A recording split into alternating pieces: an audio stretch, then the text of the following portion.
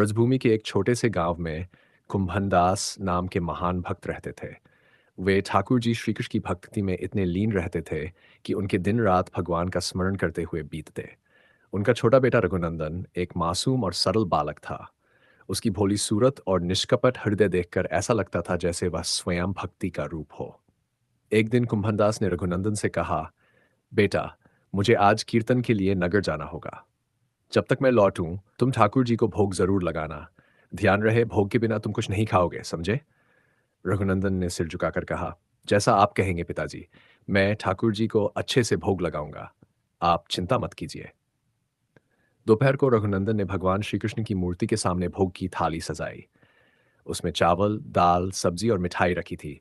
वह पूरी श्रद्धा से मूर्ति के सामने हाथ जोड़कर बोला, ठाकुर जी, कृपया ये भोजन ग्रहण करें। मैं पिताजी की आज्ञा का पालन कर रहा हूँ। लेकिन मूर्ति शांत थी। रघुनंदन ने मूर्ति की ओर देखा और भोलेपन से कहा, आपको भूख लगी होगी ना? देखिए, मैंने आपके लिए बहुत स्वादिष्ट खाना बनाया है। जल्दी खाइए। जब मूर्ति फिर भी नहीं हिली तो रघुनंदन की आंखों में आंसू आ गए। वह रोते रोते कहने लगा, ठाकुर जी, अगर आपने खाना नहीं खाया तो पिताजी मुझसे नाराज होंगे। प्लीज खाइए। मैं क्या करूं? रघुनंदन के आंसुओं और सच्ची प्रार्थना ने श्री कृष्ण को विवश कर दिया। अचानक मूर्ति के होंठ मुस्कुराए और श्री कृष्ण ने बाल रूप में प्रकट होकर कहा, अच्छा अच्छा, रो मत, मैं खा लेता हूँ। रघुनंदन ने उत्साहित होकर कहा, आप सचमुच खाएंगे? वह पिताजी को यकीन नहीं होगा। श्री कृष्ण हंसते हुए बोले, लेकिन मैं एक शर्त पर खाऊंगा।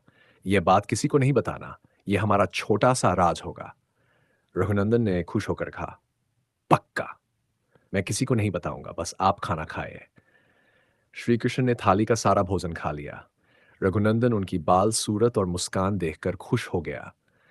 जब कुंभनदास लौटे तो उन्होंने रघुनंदन से प्रसाद मांगा। रघुनंदन ने भोलेपन से कहा, पिताजी, सारा भोजन ठाकुर जी ने खा लिया।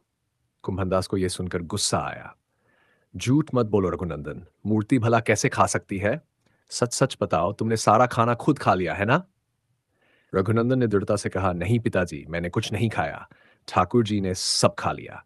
आप चाहे तो खुद देख लीजिए। अगले दिन कुंभनदास ने एक थाली में गरम गरम लड्डू रखे और रघुनंदन से कहा, बेटा, आज भी ठाकुर जी को भोग लगाओ। मैं थोड़ा बाहर जा रहा हूं। लेकिन इस बार वे पास ही छिपकर देखने लगे। रघुनंदन ने ठाकुर जी को लड्डू के साथ भोग लगाया और मासूमियत से कहा, ठाकुर जी, प्लीज जल्दी खाएं। ये लड्डू पिताजी ने खास आपके लिए बनाए हैं। कुछ देर बाद श्री कृष्ण फिर से प्रकट हुए। बाल स्वरूप में उनकी बड़ी बड़ी आंखें चमक रही थीं और एक हाथ में लड्डू था। वे मुस्कुराते हुए बोले, आज तो लड्डू बहुत स्वादिष्ट है। तुम्हारे पिताजी ने सच में मेहनत की है। जब कुंभनदास ने स्वयं श्री कृष्ण को बाल रूप में देखा तो वे दर्शन के लिए दौड़े चले आए। उस समय कृष्ण के एक हाथ में लड्डू और दूसरे हाथ वाला लड्डू मुख में जाने को ही था कि वे एकदम जड़ हो गए। कुंभनदास भावुक होकर श्री कृष्ण के चरणों में गिर पड़े। उन्होंने कहा, हे ठाकुर जी, आपकी इस लीला को देखकर मैं धन्य हो गया। आज से मैं आपके इस बाल स्वरूप को लड्डू गोपाल कहूंगा।